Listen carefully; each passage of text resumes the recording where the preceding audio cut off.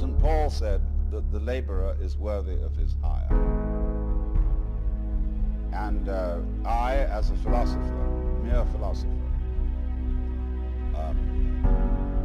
dealing in higher things, always insist that I be paid for my work. And I get the highest fee I can get. And people say, well, you're just out for money. I say, that's none of your business. Because I give most of it away. My own needs being extremely simple. Although I enjoy good food, I don't even own a television set. And, it's a very simple life, but I've got enough, and enough is as good as a feast. You see, a lot of people don't feel happy unless they have another thing beyond money, which is called status.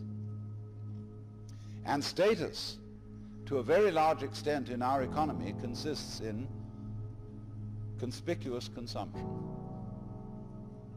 In having this thing and that thing and the other thing, in having a swimming pool, a Ferrari, a certain kind of clothes, and a certain kind of house with an enormous round style picture window, and so on and so on and so on.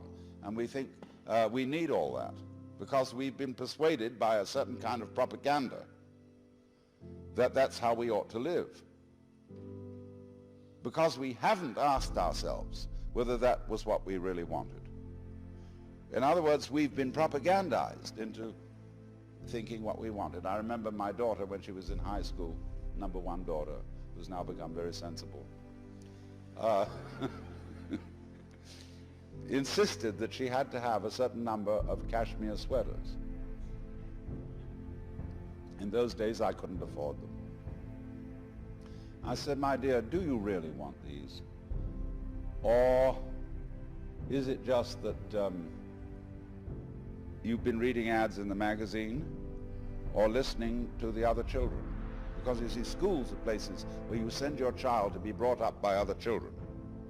And therefore, they get a kind of lowest common denominator of culture. They all think they got to have this, they got to have that. And they don't really want it. If they sat back and considered, do I need all that? Is this trip really necessary? They would come to the conclusion that it wasn't. And that would be very important because they would save energy. You all know, of course, that we are nearing an energy crisis.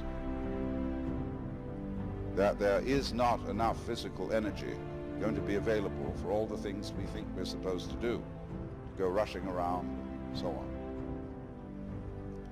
So we need to take towards commerce a more relaxed attitude.